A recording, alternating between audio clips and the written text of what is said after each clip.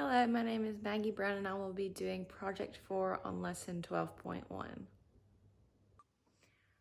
So Lesson 12.1 discusses congruent triangles. So when something is considered congruent, it means it has the same exact size and shape. So before I get into the lesson, I want to do a little activity or a little review on congruent shapes so that we are prepared for our questions. So right here I have two hearts. As you can see, they look exactly the same. They're both blue, they're obviously both hearts, and they both have this black outline. But to figure out if something is congruent, they need to line up and match each other exactly. They need to mirror one another. So if I were to line these two shapes up, we can see that this shape is smaller than this one. So these shapes may be similar to one another, but they are not congruent because we can still see this back shape. And if these two shapes were congruent, you would not even be able to know, once I line them up, that there was one behind the front heart. So I'm going to show you one more shape and we're going to decide if it's congruent as well. So I have two stars here. They're both yellow, both stars. They both have a smiley face. So we know they're similar shapes, and all we need to figure out is if they are congruent or not. So if I were to line these stars up, you can see that they are in fact congruent. And we can know that because they line up and they're the exact same size and shape. And you can't tell that I have one behind it if you didn't know I just put one on top of it. So this would be considered congruent because they are the exact same size and shape. Okay, so the first question in this lesson that I'm going to go over says the two triangles shown to the right, so these two right here, are congruent. Use the triangles to complete all parts. So this will be a multiple part question, but we're just going to start with part A. So it says these triangles are congruent, and I have them taped to the board, so I can't really show the exact size and shape, but they don't look to be congruent simply because they are facing different directions, but I have somewhat of the similar size triangle, and if we were to flip this and turn it the same way as our first triangle is pictured here, you could tell in a better sense that they are congruent. But these triangles are congruent. If I had a ruler, I would measure them out, but I do not. Okay, so part A says determine the corresponding vertices. So vertices is going to be like a corner of something, somewhere where something meets. So we're going to be looking at the corners of our triangles and figure out our vertices. So we're pretty much going off of this first triangle and we're figuring it out with the second triangle. So we're given our J. So we have our J on this triangle, and we need to find what letter has the same corresponding vertice on the second triangle. So it looks a little different. So if we want to flip this to make it a little easier, if we were to flip this completely, moving our letters with it, our X would come to the bottom. So that would mean our X would line up with our J. So J corresponds to X. Okay, so moving on to the next one, K. So K is over here. If we were to flip this triangle to be the same, facing the same direction, we would bring our Y over to correspond with our K. So K corresponds with Y. And last, we obviously know it's going to be Z, but if we were to flip this and show that Z was facing this way just as the L is, we can know that Z and L correspond to each other.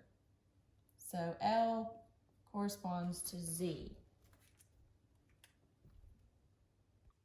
So part B says to determine the corresponding sides. So we just figured out the vertices, and now we're going to figure out the corresponding sides. So we still have the same triangles. We know they're congruent, but it's a little different with the sides because we're going to be using 2 points, because a vertice was just 1 point. A side is one whole side of the triangle. So it can't just say side J because J connects with L. So it has to be JL and so on. Okay, so the first one we're given is side JK. And we have to figure out which one it corresponds with. So we can look at our triangle. We can flip it if we need to. If we flip it and bring our X to the bottom, we can know that, we can see that JK corresponds with XY. So X would be right here, our Y would be over there. So X and Y would line up just as J and K would. So JK corresponds with XY. All right, now moving on to JL. We see JL right here in our first triangle. We need to figure out which one it corresponds with. So if we need to flip it, we can. So JL would correspond with XZ. These are the same sides. And our last one, KL, we see right here is our top, our longest side. So we would flip this and it would be YZ.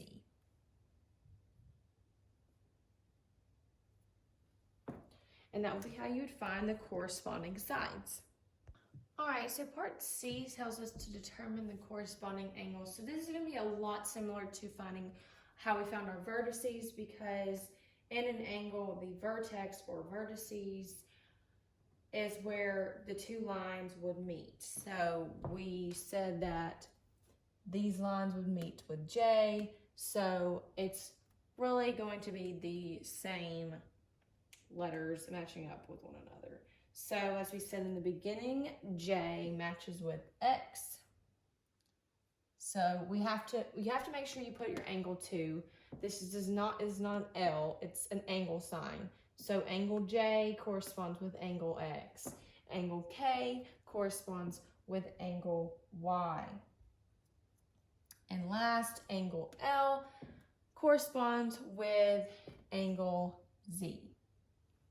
So that would be part C. Okay, so the last part of this question is part D, and it says determine the congruent triangles. So we're given this triangle. This is saying this triangle is triangle JKL, and it's wanting us to tell us what it is congruent with. So our triangle over here is congruent with JKL, so we would say that triangle JKL is congruent with triangle XYZ.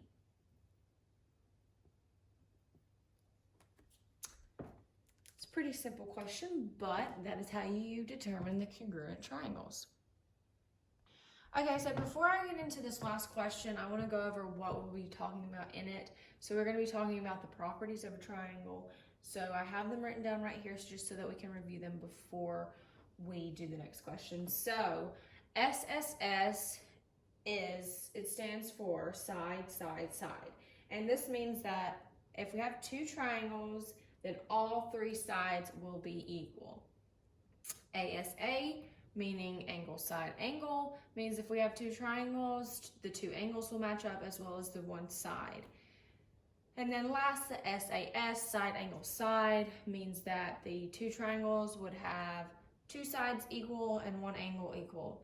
Okay, for the last question in lesson 12.1 that I want to go over, it says 3 pairs of triangles are shown with arcs, tick marks, and tick marks identifying congruent parts. Determine which pair of triangles is congruent by the SAS property. So we just went over the properties. SAS stands for side, angle, side. And I'll also have the other two up here to look at. Okay, so for this question, instead of just choosing from the 3 sets of triangles, I'm going to use more of a process of elimination to figure out our SAS property. So we're going to start with A. And if we see A, we noticed that there are 3 sets of tick marks. So there's 1 tick mark, 2 tick marks, 3 tick marks. And that is the same for this triangle as well. So we know these are congruent, obviously. They do have the same tick marks. So this is showing us that this is the side, side, side property, because the SSS property states that if 3 sides of one triangle are congruent to the 3 sides of another triangle, then the triangles are congruent. So we know this is not SAS, that A is going to be SSS. So it's going, so this is not the SAS property that we are looking for. So let's move on to B. Let's see what B is. All right, so B, as we can see, we've got tick marks once again, but now we've got something different. We've got, this is what we would call an arc right there. Okay, so we know the tick marks stand for sides, so we know we have two sides. And these are two triangles. They look like one connected shape. It looks kind of like a bow tie. But these are two triangles. It's just how it's written or drawn.